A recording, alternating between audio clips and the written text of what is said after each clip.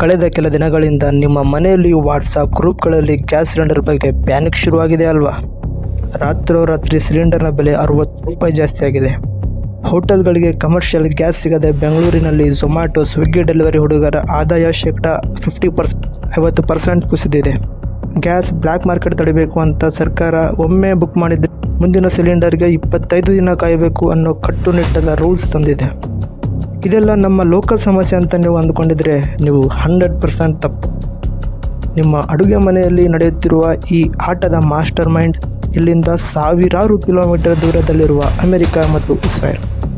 ಅದು ಹೇಗೆ ಅಂತ ತಿಳ್ಕೊಬೇಕಾ? Okay, let's go. Hey dude, welcome to Shriki dude. February 28, 2026 ಇಡೀ ಪ್ರಪಂಚ ಮಲಗಿದ್ದಾಗ ಅಮೆರಿಕ ಮತ್ತು ಇಸ್ರೇಲ್ ಒಟ್ಟಾಗಿ ಇರಾನ್ ಮೇಲೆ ಒಂದು ಸರ್ಪ್ರೈಸ್ ಅಟ್ಯಾಕ್ ಮಾಡುತ್ತವೆ. ಈ ಘೋರ ದಾಳಿಯಲ್ಲಿ ಇರಾನ್ನ supreme leader Ali Khamenei finish ಆಗ್ತಾನೆ. ಅಮೆರಿಕ ಅಧ್ಯಕ್ಷ ಡೊನಾಲ್ಡ್ ಟ್ರಂಪ್ ಇರಾನ್ನ ಅತಿ ದೊಡ್ಡ ತೈಲ ರಫ್ತು ಕೇಂದ್ರವಾದ ಕಾರ್ಕ್ ಐಲ್ಯಾಂಡನ್ನು ಟಾರ್ಗೆಟ್ ಮಾಡಿ ಧ್ವಂಸ ಮಾಡ್ತಾನೆ. ತನ್ನ ನಾಯಕನನ್ನು ಕಳೆದುಕೊಂಡ ಇರಾನ್ ಸುಮ್ಮನೆ ಕೂರುತ್ತೆ? ಖಂಡಿತ ಇಲ್ಲ. ಪ್ರತೀಕಾರಕ್ಕಾಗಿ ಇರಾನ್ ಇಸ್ರೇಲ್ ಮತ್ತು ಅಮೆರಿಕ ಬೇಸ್ಗಳ ಮೇಲೆ ನೂರಾರು ಡ್ರೋನ್ ಮತ್ತು ಕ್ಷಿಪಣಿಗಳು ಮಳೆಗರೆಯಲು ಶುರು ಮಾಡಿದೆ. ಆದರೆ ಈ ಸೇಡಿನ ಆಟದಲ್ಲಿ ಇರಾನ್ ಮಾಡಿದ ಒಂದು ಕೆಲಸ ನಮ್ಮ ಇಂಡಿಯಾದ ಗಂಟಲನ್ನೇ ಹಿಸುಕಿದೆ. ಇಲ್ಲೇ ನೋಡಿ, ಒಬ್ಬ ಎಕನಾಮಿಕ್ಸ್ ಸ್ಟೂಡೆಂಟ್ ಆಗಿ ನಾನು ನಿಮಗೆ ಹೇಳಬೇಕಿರುವ ಆರ್ಥಿಕ ರಹಸ್ಯ. ಇರಾನ್ನ ಪಕ್ಕದಲ್ಲಿ ಒಂದು ಸಣ್ಣ ಸಮುದ್ರದ ದಾರಿ ಇದೆ. ಅದರ ಹೆಸರೇ ಸ್ಟ್ರೈಟ್ ಆಫ್ ಹಾರ್ಮೋಸ್. ನಮ್ಮ ಭಾರತಕ್ಕೆ ಬೇಕಾದ 85-90% LPG ಗ್ಯಾಸ್ ಮತ್ತು ತೈಲ ಇದೇ ದಾರಿಯಲ್ಲಿ ಗಲ್ಫ್ ದೇಶಗಳಿಂದ ಬರಬೇಕು. ಯಾವಾಗ ಯುದ್ಧ ಶುರುವಾಯಿತೋ ಆ ದಾರಿಯಲ್ಲಿ ಹಡಗುಗಳ ಓಡಾಟ ಸಂಪೂರ್ಣವಾಗಿ ಬಂದಾಯಿತು. ಆ ದಾರಿಯಲ್ಲಿ ಬರಬೇಕೆಂದ ಹಡಗುಗಳ ಮೇಲೆ ಇರಾನ್ ದಾಳಿ ಮಾಡಲು ಶುರು ಮಾಡಿತು.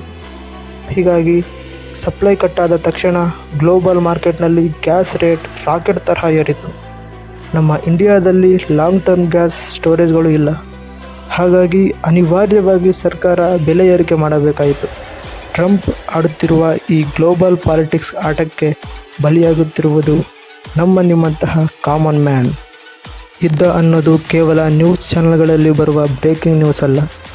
ಅದು ನಿಮ್ಮ ಅಡುಗೆಮನೆಯ ಸಿಲಿಂಡರ್ ಒಳಗೆ, ನಿಮ್ಮ ಜೇಬಿನ ಒಳಗೆ ನೇರವಾಗಿ ಕೈ ಹಾಕುವ ಒಂದು ಮಾಸ್ಟರ್ ಮೈಂಡ್ ಗೇಮ್.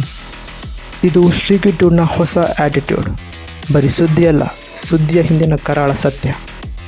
ಇಷ್ಟಕ್ಕೆ ಅಮೆರಿಕ ಈ ಯುದ್ಧ ಏನಕ್ಕೆ ಶುರು ಮಾಡಿತು, ಈ ಯುದ್ಧದಿಂದ ಅಮೆರಿಕಕ್ಕೆ ಏನು ಲಾಭ ಅಂತ ತಿಳ್ಕೊಬೇಕಂದ್ರೆ ಕಾಮೆಂಟ್ನಲ್ಲಿ ಎಸ್ ಅಂತ ಕಮೆಂಟ್ ಮಾಡಿ. ನೆಕ್ಸ್ಟ್ ವಿಡಿಯೋ ಅದರ ಮೇಲೆ ಮಾಡೋಣ. ಸಿಗೋಣ ಮುಂದಿನ ವಿಡಿಯೋದಲ್ಲಿ. ಜೈ ಹಿಂದ್.